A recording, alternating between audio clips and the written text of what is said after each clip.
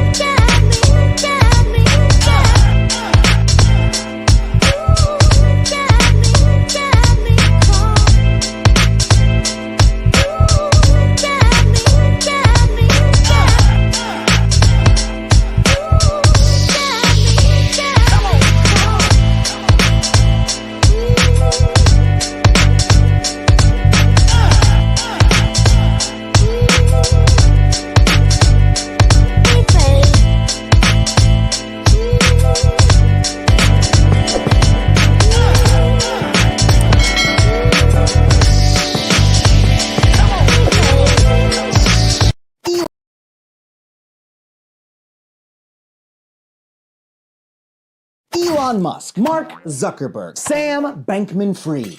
For years, we've all been told that these tech titans are literal geniuses, visionary thinkers who earned their power through sheer intellect. But after what we've seen over the past few months, I think we finally need to admit, once and for all, that these people are fucking idiots. And they have been the entire time. I mean, just look at what's happening. Self-proclaimed real-life Iron Man Elon Musk just went billions into debt to buy his favorite bird website, then fired everyone and announced his new toy was about to go bankrupt. Boy Emperor Mark Zuckerberg just laid off 11,000 people. At the same time, he's wasting $36 billion on a metaverse no one wants to use. And 30-year-old crypto billionaire in shorts, Sam Bankman-Fried, turned out to be nothing but a massive fraud when his crypto exchange, FTX, evaporated into thin air along with billions in regular people's money. Now, I hesitate to call anyone stupid.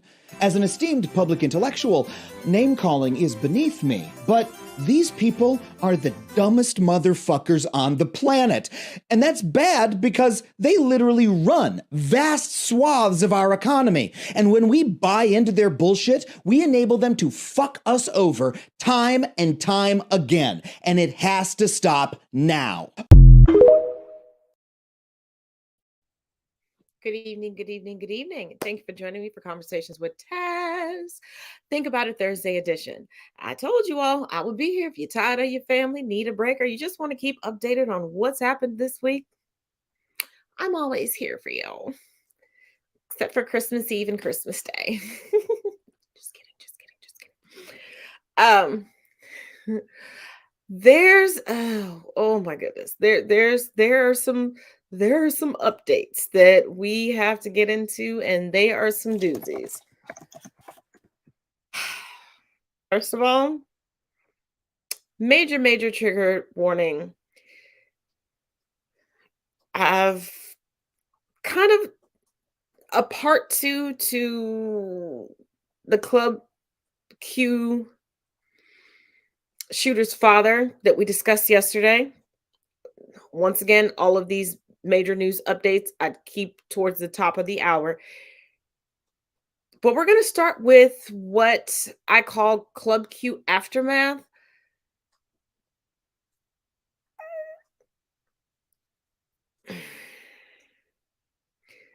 Buckle up. This is going to be a wild ride. This is definitively going to be a wild ride. It's a little bit long. It's 3 minutes, 1 second. If you don't want to see it, walk away for 3 minutes, 1 second, and then come back. Let's go. Two things before we get into the video. Number one being that this video was made, of course, for educational purposes only. And number two, big trigger warning in this one.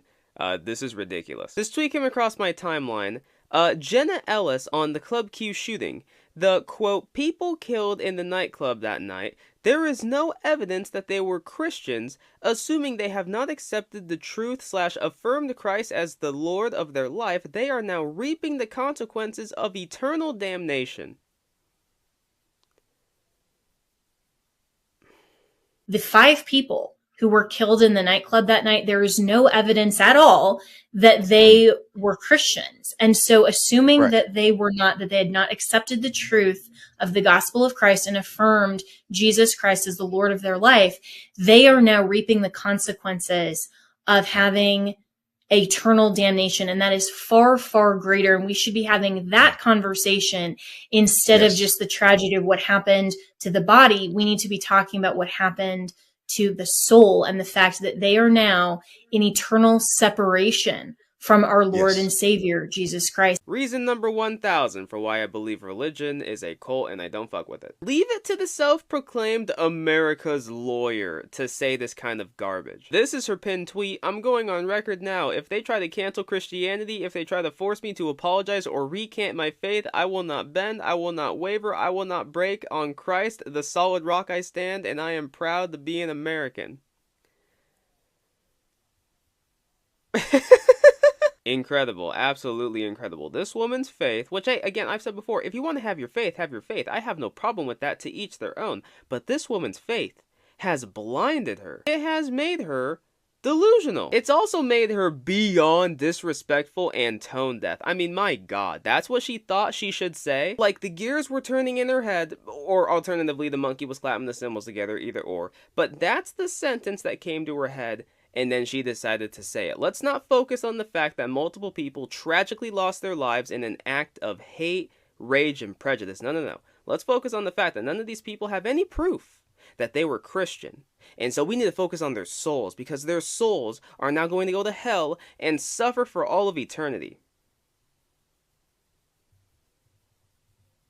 What? Insane. Absolutely insane. This is bordering on Julie Green shit. Which, by the way, my next video after this one is probably going to be about Julie Green, so be on the lookout for that. The far right is just far righting all over the place.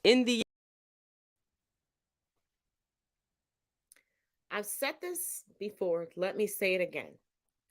The United States of America does not have a nationalized religion. It does not. Also, just because you believe something and you want someone to respect it, they do not have to believe the same thing, and you have to afford them the respect that you are requesting. In the case of Protestant Christianity, what you are demanding, and you all are the same umbrella of Christianity that proclaims that in your dying hour, you can call out that Jesus Christ is your Lord and Savior and be saved and forgiven. And all is well. After you fearmonger people into removing any type of joy or peace or therapy in their lives, that they can move on to heaven. You all are the same people who claim that Jeffrey Dahmer walked through the pearly gates unhindered. And for you Catholics, without purgatory. So I thought it was a private moment, because when you all get online and in real life, you say that your personal religion, your personal beliefs are being attacked. So if it's personal, how is anybody else supposed to know? Because I thought your relationship with the Protestant Christian God was personal.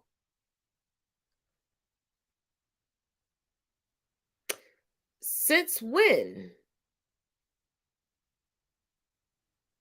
are personal relationships plastered everywhere? Before y'all go, but Taz, they're relationship influencers and family influencers. Baby, they're not showing you their relationship. They're not making their relationships personal. They are fostering to you a fauxship. So I beg to ask the question again. When are personal relationships made public? So you don't know, one, the beliefs of these individuals. Two, where they went. They may not have believed in an afterlife. They may have believed in reincarnation, which actually seems far more probable. That would explain small children having night terrors.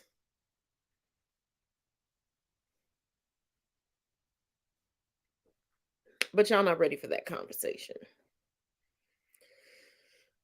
So this woman thought, and all her evangelical national Christianity or Christian nationalism, that this was the move right now.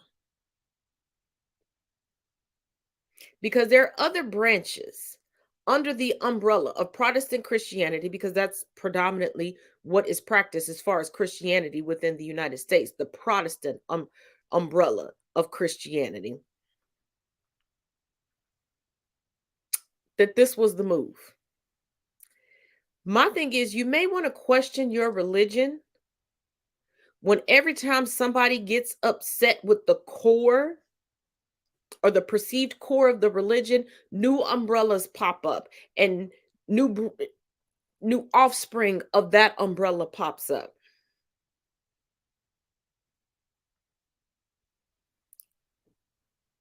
And just a little food for thought before we go on to part 2 of the Q nightclub shooting.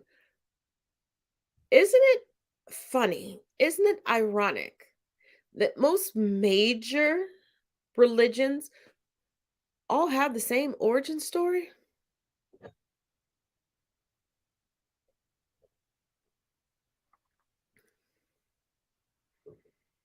But only certain followers of certain religions with basically all the same rules don't try to impose it upon others. Don't try to wage wars upon. And no, I'm not just calling out Christianity with that thought. But let's go on to the next one. Here we go.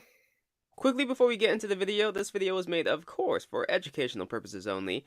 Having said that, look at this. This tweet came across my timeline with a video clip of the Club Q shooter's dad, who did an interview recently, and, let's just say, at least from my perspective, this told me everything I need to know about the Club Q shooter's mindset. There was a shooting involving, multiple people, Right. and then later on to find it's a gay bar.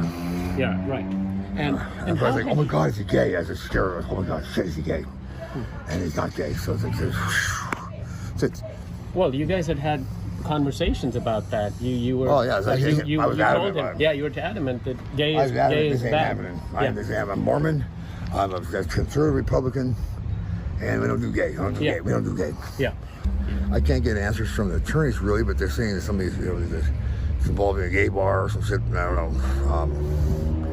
I don't know what the heck he did. If you have a gay bar, I don't know what's going on. Well, he's accused of going on a mass shooting at a gay bar and killing 5 people. Colorado. Okay, well, that's shit. If he's accused of doing that, I'm surprised he's not gay. I'd say that, but he's not gay. You see what I mean? Dude finds out that his son committed a mass shooting at a gay bar, and his first concern was, wait, is my son gay? And then when he finds out he's not, he's like, oh, whew.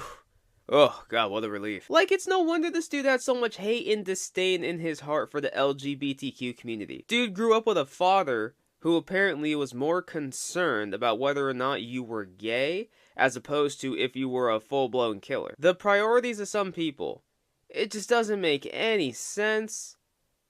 But then again...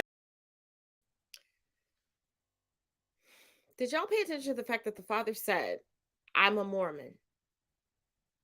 The ex-con, former MMA fighter, former porn star, abusive, narcissistic father is a part of the Mormon church. So if you remember last night, I told you that the shooter was caught. Well, actually, I shouldn't say caught. He was openly being anti-LGBTQIA plus with slurs. And the neighbor was like, oh, but it was only when he was mad. It was racially motivated. And after a little bit of digging, I learned that this shooter drove past other gay-friendly, queer-friendly bars to go to the one nightclub that was celebrating Trans Remembrance Day and had drag queens. And drag queens have been targeted so much this year. The drag queens have been propagandized as being groomers and being violent and being so horrendous. But you have white supremacist groups, white nationalist groups, Christian nationalist groups, evangelical groups showing up armed to the teeth, threatening drag queens to the point where they've had to have their partners bring them a change of clothes, and they change clothes in a bathroom to be able to walk out to remain unharmed. But okay. Now, I don't know if you all remember the past few episodes. There was a true crime podcast hosted by two white women, two yeast Yeti-yardigans, two seasonless Susans, if you will, that poked fun and made disturbing remarks regarding a Black child, a girl, that died at a camp. Well, they issued a faux apology. And it is truly the faux apology that fell. Let's take a look. We heard you don't like the podcast we made about you. Well, yeah, you called me a monster. You said that I kidnapped a little boy on his way home from school. You said that my sibling who was murdered as a child had a grating personality. And you said that my sibling's abuser was secretly a lesbian, and that's why she was abusive. Well, we used you as a primary source, so. But I didn't say those things. So, we were just trying to bring a bit of levity. We're comedians, but you're a true crime podcast. I just think it's really interesting that you didn't come to us first, privately. I mean, you guys didn't come to me privately. You should really stop centering us in the narrative, true white women, because this is really about the murder of a Black child, and I think it's important to, focus on the victims of color. You said the Black child victim in question sounded grating.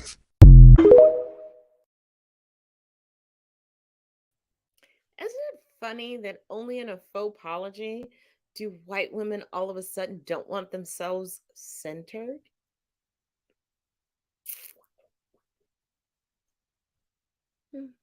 Isn't it ironic? Don't you think? And from one duo of grating women to a collection of grating women, conservative women have an interesting take on women voting, even conservative women that currently hold office. Let's take a look.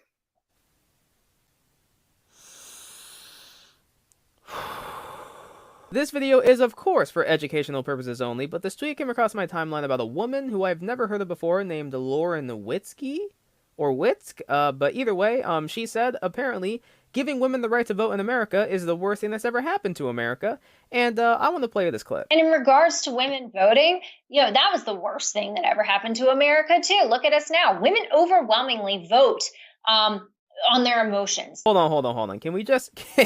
Can we look at this dude's face? Look how his expression changed when she said that. Like, even he was like, is this a woman saying this shit? Oh my God. And their emotions, and the liberals are very good at appealing to emotions. Oh, look at these migrant children. They have nowhere to go. Look at this pregnant migrant woman. She has nowhere to go. We have got to open up our borders and give her cash assistance for the rest of her life here in America. And women vote for that. They vote to have weapons taken away, our Second Amendment rights taken away. Women used to vote, they used to not vote because their husband would make the choice for them. Now, if just our husbands and landowners were voting, we'd be in a much better place than we are now. We'd have closed borders, we'd have no infringements on our Second Amendment rights. Red flag laws would be a thing of the past. And we as women wouldn't be, have such authority and power over who gets into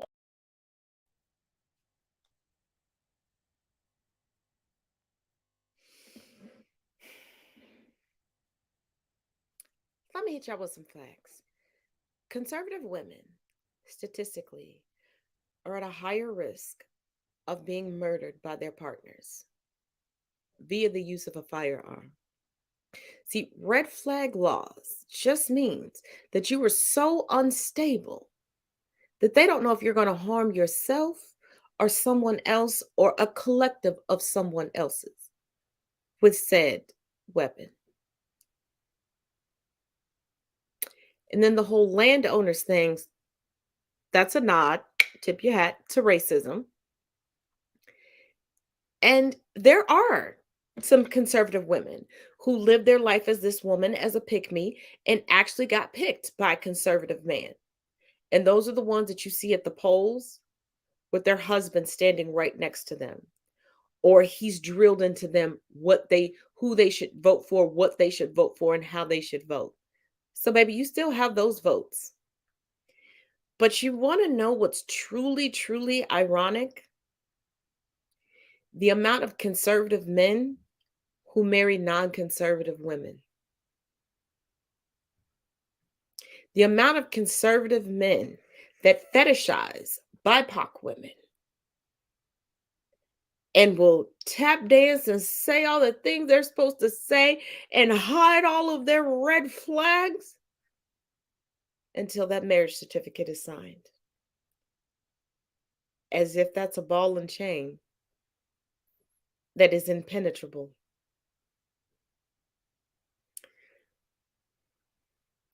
And see, the thing about it is, I've done some digging just on the internet.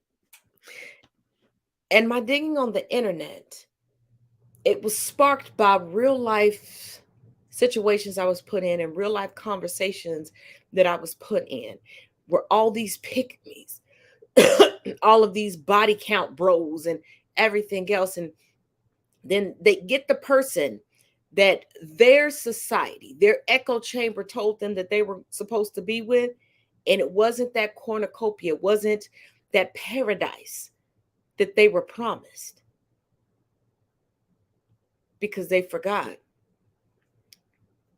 As men or male presenting individuals, they're indoctrinated a whole different way.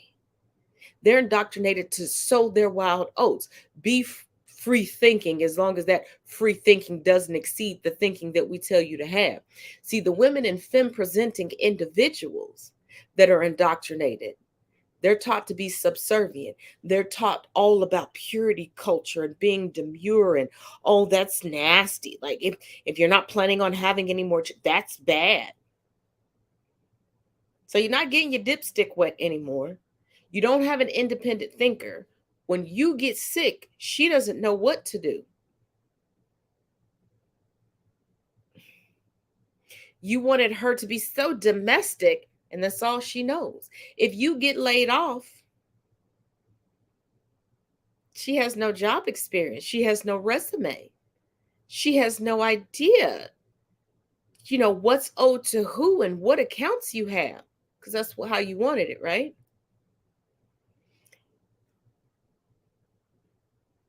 And it just boggles the mind that women who create a platform to spew this stuff don't realize they're spewing the rhetoric that will remove their platform.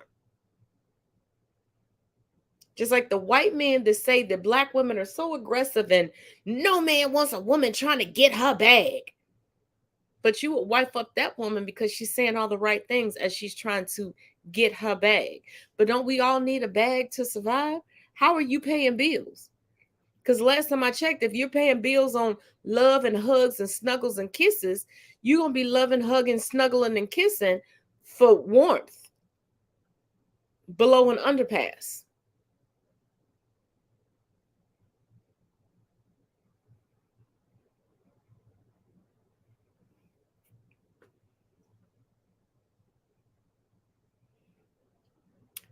But see, these pick-me women are doing nothing more than grifting you. They're convincing you that all the rest of us are wrong and women need no rights. But the only way you see them is on high-numbered, highly followed social media platforms or on news media outlets. How do you think she got there, my boy? But from one woman grifter to the next, let's get into the Candace Cameron Bure grift. Candace Cameron Bure recently announced that her new movie network will be purposefully excluding LGBTQ. Let's get down to brass tacks. Candace Cameron knows exactly what she is doing by catering to the right-leaning members of her church. $72.99 for a Bible. This is the New Living Translation, no less. Do y'all know about the New Living Translation? The New Living Translation is a paraphrased version of the Bible that makes it easier for readers to understand. And what that means is that you want your information fed to you. You don't want to have to think about it. You don't want to be scholarly. You don't even care if the translation is accurate. You just want your information force-fed to you like a sheep. Candace knows this. 5 devotionals for $99? Are you... Radical kindness? Candace, you don't know what radical kindness is. Oh my God. Candace knows exactly what she is doing.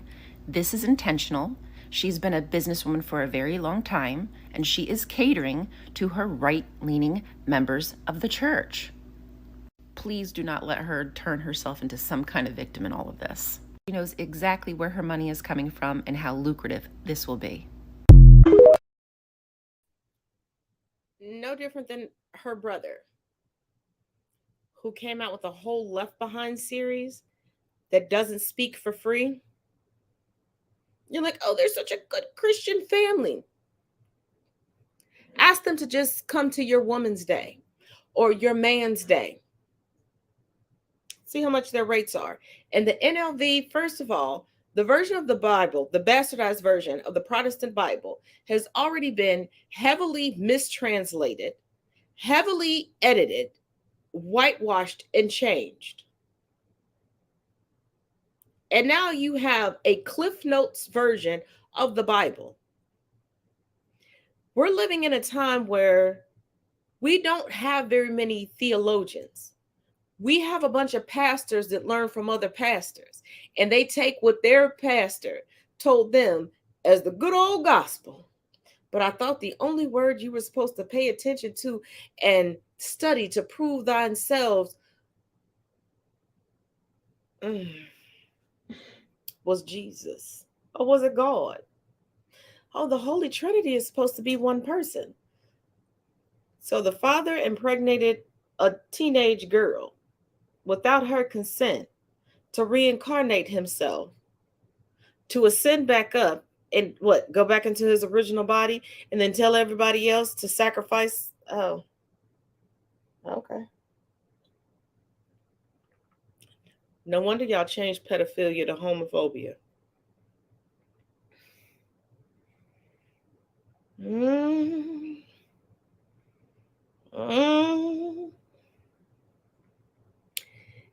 Now, some of y'all familiar with the Crisley family, some of y'all are not. But if you're familiar with the reality TV show, Crisley Knows Best. And if you watch a Steve Harvey show, Steve Harvey loved to bring him on there.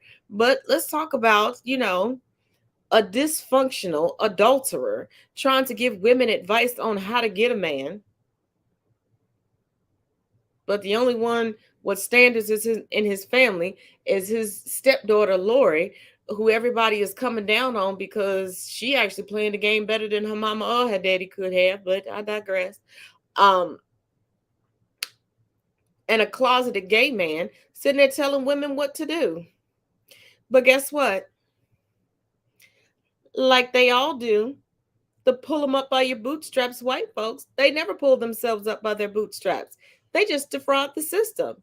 So let's see how these welfare queens have fared recently. And I will say there is a minor trigger warning because there was some injury to a minor, but I'm going to let the videos play and let the chips fall where they may. So the car accident was not over the weekend. It was actually November 12th when it happened. I do not listen to their podcasts regularly, but I believe that he talked about this on the November 17th episode. He said Grayson was in a terrible car accident. Thank God he's okay. but very interesting timing that this story broke today. From a PR standpoint, I definitely get it because it's like, ooh, look over here, look, to kind of distract from what's going on with the sentencing. But in my opinion, it's not really working because now everybody's talking about the Chrisleys, and when they go to Google, they're gonna see, oh my God, he's being sentenced today, and then everybody's gonna be talking about them. Hence this video. So I don't know, but I'm glad that Grayson's okay. Holy shit, the Chrisleys just got sentenced. Todd Chrisley was sentenced to 12 years in prison, and Julie was sentenced to 7. I'm not sure exactly when they have to surrender, but this is way more time than I thought that they were actually gonna get. Wow. In case anybody is wondering, after the Chrisley sentencing yesterday, Savannah has custody of Chloe and Grayson. This is a Page 6 article, and she had said that I'm trying to navigate how you teach 2 younger children who aren't fully developed yet and get them to understand the circumstances. That's a really, really difficult thing. She also said that taking over custody is the hardest part of her parents' legal battle, and I bet it is.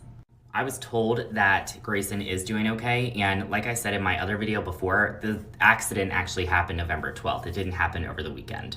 The article just so happened to drop yesterday, though. I think that's why it caused a lot of confusion. And regardless of your feelings towards Todd and Julie, the situation just all around is tragic because there's minor children that are being affected.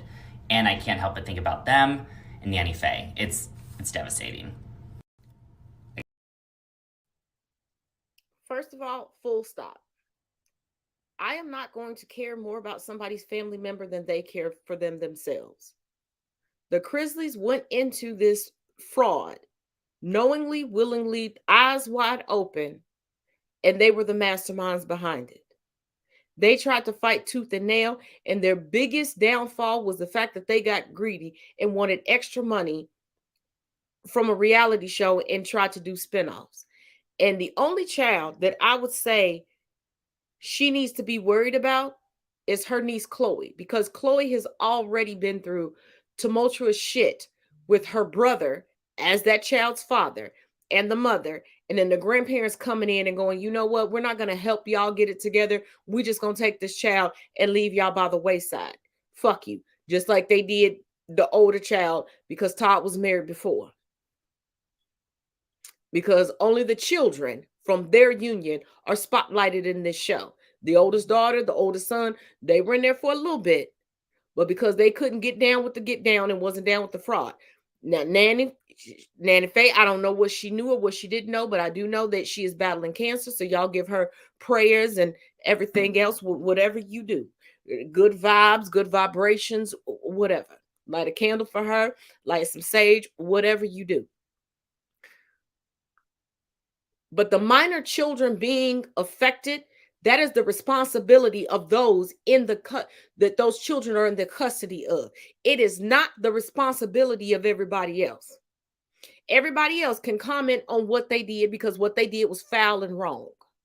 You out here passing judgment, Todd, on everybody else, talking about what folks should do and folks shouldn't do, and you having the same type of inappropriate gaze with your daughter, Savannah, that Trump has with Ivanka. But the only difference is, I think you want it to be Savannah. I think Savannah was born into the vision of your alter ego.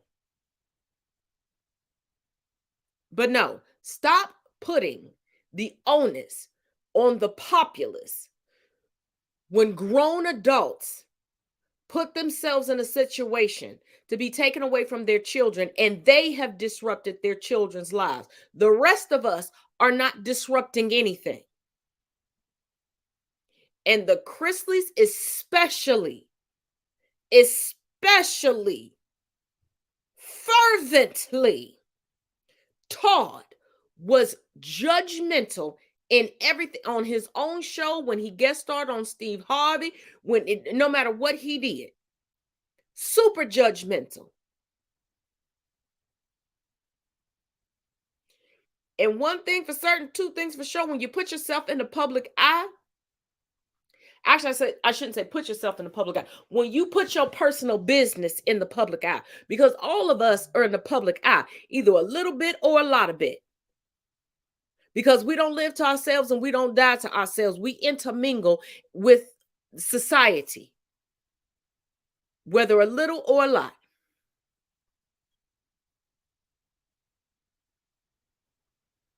It is what it is. And you're going to get ridiculed. You're going to get criticism. Now, unless it crosses a line, but no. Because if I do something to the detriment of myself, I can't get mad at other people for talking about it. And it's like, baby, you've been taken to court. All your dirty laundry has been aired.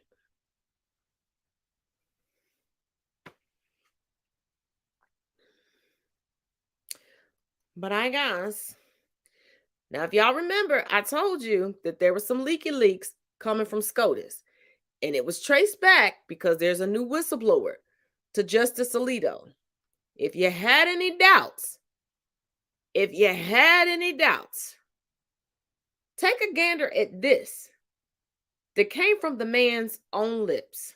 About to lose my shit. Can't say that marriage is a union between one man and one woman. Until very recently, that's what the vast majority of Americans thought. Now it's considered bigotry. I wrote the following. I assume that those who cling to old beliefs will be able to whisper their thoughts in the recesses of their homes. But if they repeat those views in public, they will risk being labeled as bigots. One of the great challenges for the Supreme Court going forward will be to protect freedom of speech. On any given Tuesday, hearing a sitting Supreme Court Justice utter such diatribe would piss me off. Merely 2 days after a vile attack on the LGBTQ community cost innocent people their life, this has got me good and pissed. In case you didn't recognize that person, that's a sitting Supreme Court Justice who made a video trying to convince the American people that the real victims are people who openly want to spread bigotry but are fearful of doing so. Not those who are lambasted daily with medieval tropes regarding pedophilia and grooming of kids, so much so that it emboldens a domestic terrorist to go into a LGBTQ bar and massacre people.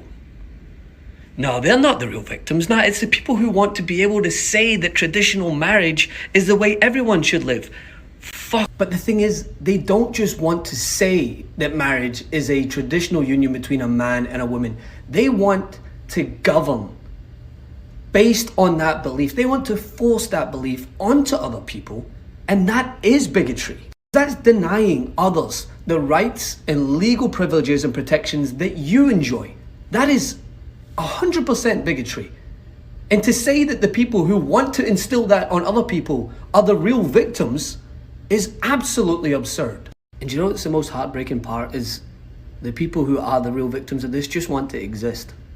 They don't want more, they just want the same privileges that everybody else gets. Medieval wankers like this and every single GOP politician that has perpetuated the hate that emboldened that domestic terrorist, there is blood on your hands. And the last thing I'll say on this is every single video that I've seen so far speaking on this issue comes from those within that community, the impacted community. And I say this when I talk about racial issues as well. It should not fall upon the shoulders that are already bearing the problem. It should fall upon those that are benefiting from the privileges.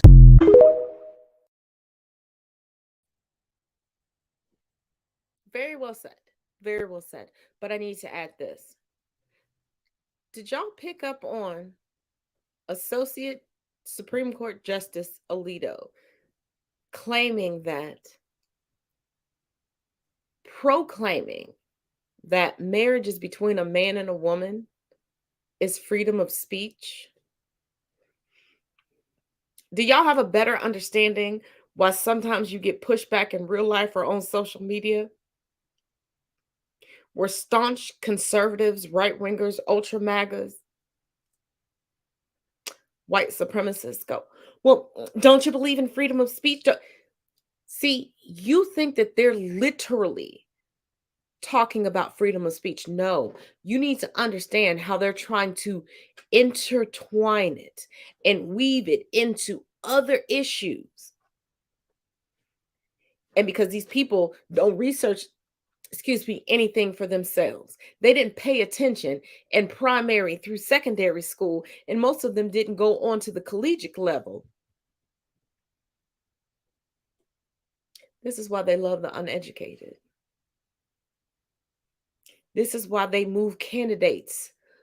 They pay them to move around the country so that they can get into office. Just like we learned last night with Herschel Walker.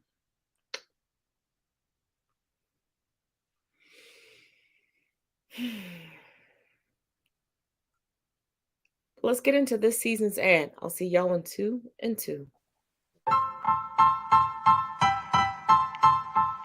Style. Style is the answer to everything. A fresh way to approach a dull or dangerous thing. To do a dangerous thing with style is what I call art.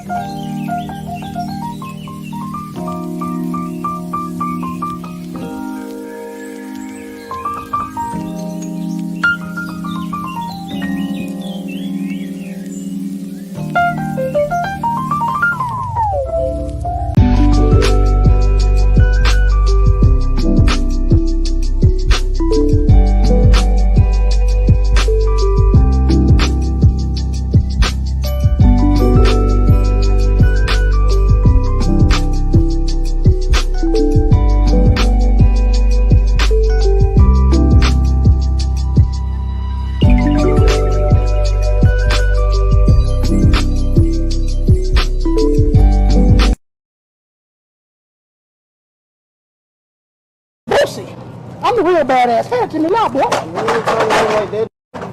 Man, I will beat your motherfucking ass. Boy! Wait. Don't talk to him like that. Boys, you playing or you...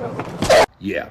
So that was a YouTuber who calls himself White Dolomite. He's a wannabe rapper, but his real claim to fame is going out and doing these prank videos, the majority of which feature him as this white redneck character calling black people boy in public and recording their response. Most recently, that was him doing it to the rapper Boosie and getting his shit rocked for his trouble. So let's look at the big picture here. He takes a word that historically has been used as a derogatory term towards black men. He goes out in public and he plays on that history and that trauma to elicit a negative response that he then records and profits off of. He has dozens and dozens of videos like this, and when it finally catches up with him, when he finally gets punched in the face, what does he do? He weaponizes the police on a black person. He called the cops and had that man arrested. You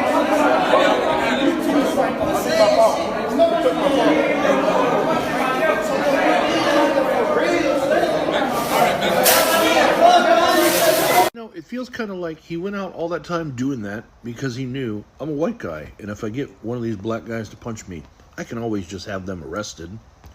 And the worst part is, despite the fact he's getting a ton of negative press off that video's on his YouTube channel, monetized. He's profiting. He went out, caused the situation in the first place, then got that young man arrested, and now he's making money off it. The only redeeming thought is I'm pretty sure this is not the last time he's going to get his shit rocked over this. He should probably avoid black people for a while.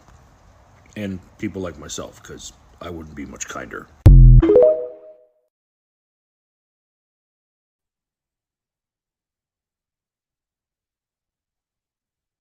This is why I tell people all the time, pay attention to these joke sites and the most extreme jokey pranks that they try to pull. They're generally the complexion for protection.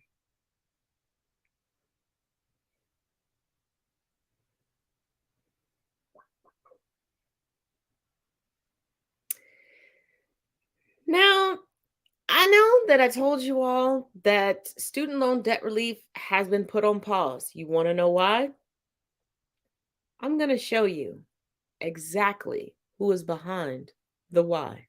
So happy Thanksgiving to everyone, except for these two fucking older millennials that had to sue the government over student debt relief to get it held up in the Supreme Court. And by the way, here's your trigger warning, because when I tell you the reasons why these two Texas conservatives decided to even bother to ruin the party, your eyes will roll so far behind your head they will get stuck there. Meet Alexander Taylor. He threw his hat into the lawsuit because he didn't think it was fair that he wasn't fully eligible for the $20,000 in student loan forgiveness because he never needed a Pell Grant, you know, the thing that usually poor kids used in order to attend college. So because he was only eligible for 10 out of the $20,000 in student debt relief, he's like, nah, fuck it, everybody can die. I warned you. This one's worse. And then there's Myra Brown, who took over $20K in student loans, but they were all privately held, probably because she went to some ITT wannabe, or because her parents made way too much money and didn't want to give her $60K to become a paralegal. Either way, her loans were actually originally covered by the student debt relief program, but because Biden had gotten sued so many times, the education department changed its stance on privately held loans. But that's not the bullshit that's gonna make you facepalm. The irony of her being a plaintiff on this lawsuit is the fact that she got $50K in PPP loans forgiven for her stupid sign company. Like sign as in like, she makes signs for other businesses.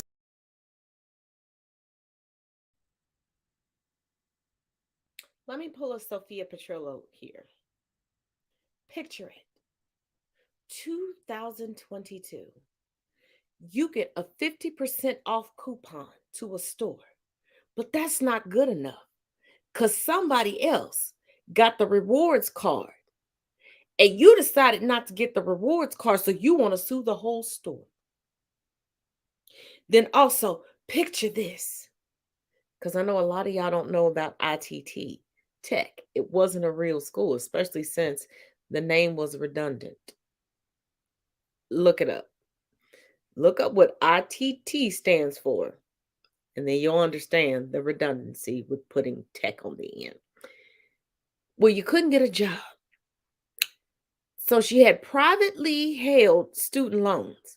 Instead of going after the people who were suing to say, nope, private student loans shouldn't be included in this, you go after the whole system. But you've already been forgiven for your PPE loans because of lockdown that occurred because of the piss poor FOTUS, Donald John Trump. You're like, I couldn't play with that ball before, so nobody can play with nobody can play at the playground. Let's close in all the playgrounds in the parks. White supremacists much? And before you go, Taz, you're reaching.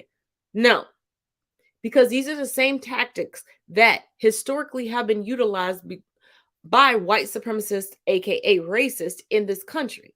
See, they are so fervent on not allowing non-white people to use anything.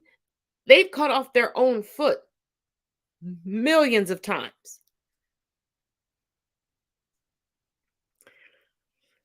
But yeah.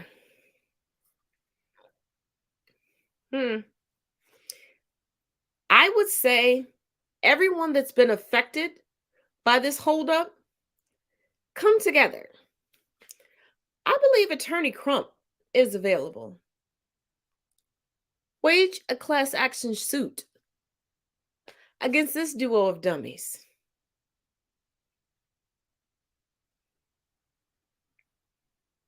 Because I'm just saying, I am very happy with the 50% off coupon. And if I was previously, eligible for something, and I realized the parties that be that fought against it, I would be fighting against the parties that be, not against everybody else in the same boat or a similar boat to mine. Okay, my boat is pink and their boat is green. Still the same boat, baby. Still got the same. Whew. But let's go on to y'all keep electing officials that have no idea how the federal government works, but y'all put them into federal position. You know what? Just watch. Just watch. This video is being made for educational purposes only, but get a load of this. This week came across my timeline that reads, on his podcast with guest Herschel Walker. Oh boy, a podcast between these two. That must be fascinating. Ted Cruz solicited listeners in other countries to donate to Herschel Walker's campaign. Fun fact, only U.S. citizens can donate to Senate campaigns. Soliciting donations from foreign nationals is a violation of federal law. Of course, I do have the clip to play for you guys, so let's go ahead and do so. And I'll say, if you don't live in Georgia, if you live in Texas, if you live in California, if you live in Guam, if you live in Australia. And by the way, this podcast I was looking today is you know, among the podcasts listened to in Australia and in India. Canada, in Australia. It's listened to in China. I was I'm kind of worried the Chi-Coms are listening to us. They're trying to get intel from us. All right, if you're a Chi-Com, don't give money to Herschel. Give money to Warnock. But if you're not, go to teamherschel.com, teamherschel.com, teamherschel.com. If we do this right, we'll say that more than Lindsey Graham sends lindseygraham.com. And I think he has that tattooed on his forehead. That's very true. But if you're in Georgia, vote and get everyone you know to vote. If you're not in Georgia, give what you can, because this battle, it's not just for Georgia, it's for the whole country. You know, in fairness to Ted Cruz, he probably thinks Guam is a state. This dude really said, if you're from China, donate to Warnock. But if you're not from China, donate to teamherschel.com.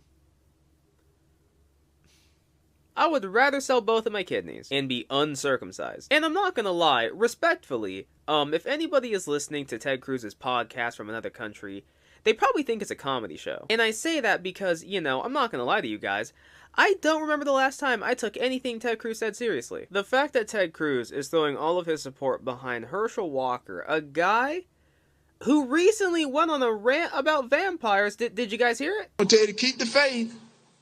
Oh, you ever watch a stupid movie late at night hoping it's going to get better, don't get better, but you keep watching it anyway?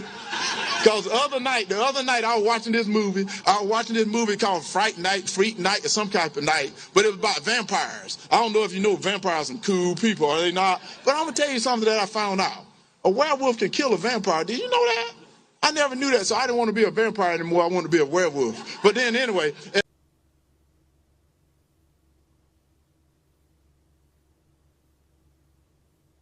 Georgia? Don't you dare let me down, you hear me? Don't y'all better vote for Raphael Warnock. And hey, on a side note, can I get, I'm gonna pull up Mike Lindell. Can I get some cyber guys to monitor Herschel Walker's website to make sure no foreigners are donating to him? I wouldn't want to have to, you know, cry election fraud like a sore loser.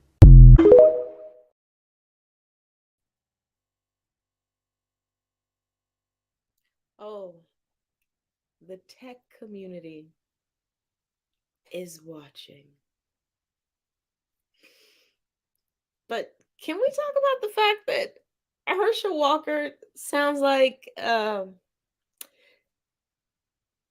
a black man in every black family that sounds just like that. It might be your daddy. It might be your uncle. It might be your cousin. It might be your brother. It might be your friend. But yeah.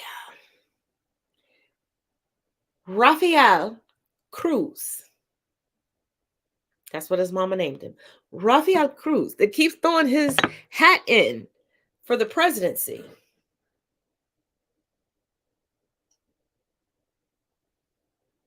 Baby, you were born in Canada. Oh, tonight is... Oh, but let's get into racism, Christianity, and politics before we call it a night. Let's go. We need to talk about this very anti-Christian and racist comment made by conservative columnist Eric Erickson. Responding to somebody commenting on the Georgia race, Eric Erickson said, "I didn't realize there was a Christian pastor running in Georgia. I thought it was between Warnock and Walker." To which I responded, "If you think Donald Trump is a Christian and Reverend Warnock is not, it's not Jesus Christ teaching you to follow, it's white supremacy." But here's the thing. This goes far beyond this racist comment by Erickson. So buckle up, because here's a history lesson about Black Americans and Christianity I guarantee you did not learn in school. In the early 1600s, there was a big debate in the colonies on whether an enslaved person should be freed if they've been baptized. It was resolved in 1667 when the Virginia General Assembly ruled that just because you baptize an enslaved person, it does not change their status of a slave. Black historian J.S. Wilmore cites white Christian clergy at the time who said that just because a Negro professes to be Christian does not mean it is the same type of Christianity that us white people practice. By 1715, North Carolina passed a law forbidding Negroes from building any house of worship. If they were found guilty, they'd be charged at least 50 pounds. That's about $12,000 today, which would be impossible to come by if you were an enslaved person and forbidden from being paid for your work. And it wasn't just the South. By 1723, Maryland passed a law restricting Black people from convening for worship services. By 1770, Georgia passed a law forbidding Black people from gathering for worship services under penalty of 25 stripes with a whip. Even Thomas Jefferson's 1785 Statute of Religious Freedom had little to no impact on the religious freedom of Black Americans. In fact, in 1844, the Supreme Court decided Vidal versus Philadelphia and ruled unanimously that the Bill of Rights have no impact on religious freedom against state law.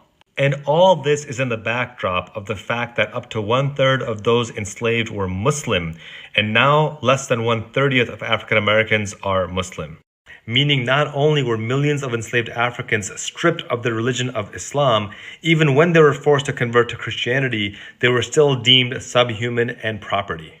So when conservative columnists today like Eric Erickson make these racist and white supremacist comments, they should know that they're not doing anything new. They're simply reviving the white supremacy that nearly destroyed our country 150 years ago. And now you know why so many racists want to whitewash and censor history, because they know the more you can prevent people from learning about their own history, the better you can control them in the future.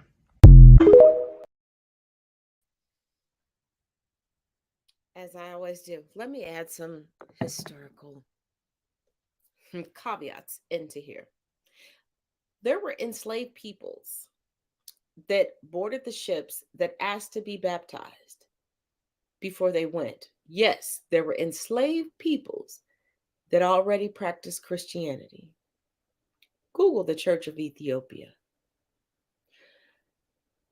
Additionally, they didn't realize how intelligent Black people were because they forgot that they couldn't learn our vast volume of languages. But we could, and we could also learn their language. So they would implore those of us to be their interpreters. Huge mistake. But we can come back to that mistake at a later date if you all would want to. So as we were the translators and we were telling each other, you know, if you get baptized, if you say that you're a part of this religion, you can be free.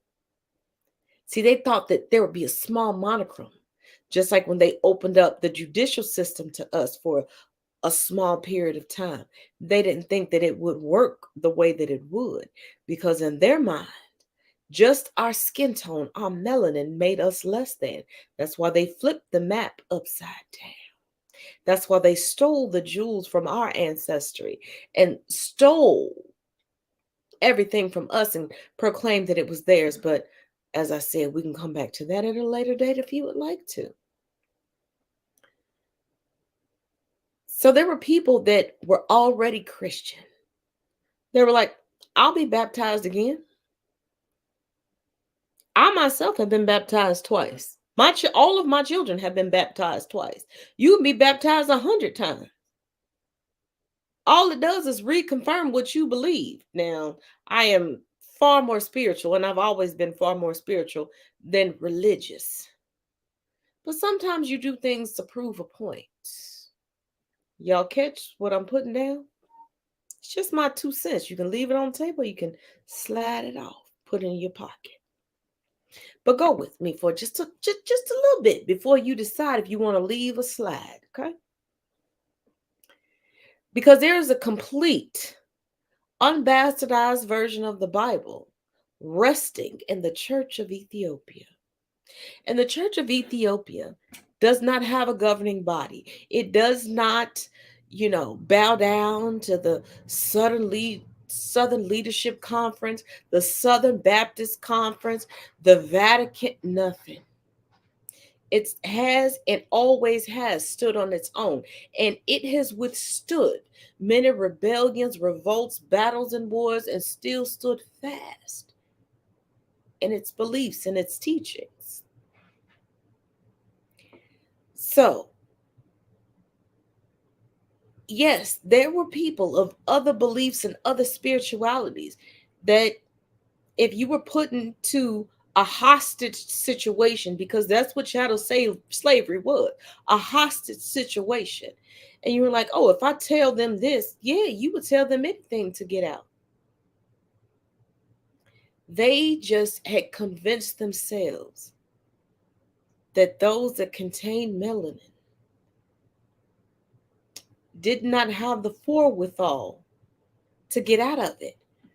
But see, this is where the hypocrisy, and you wonder if the alabaster animaniacs had some tumors going on, if they were having consistent strokes since birth. Well, actually, since young adulthood.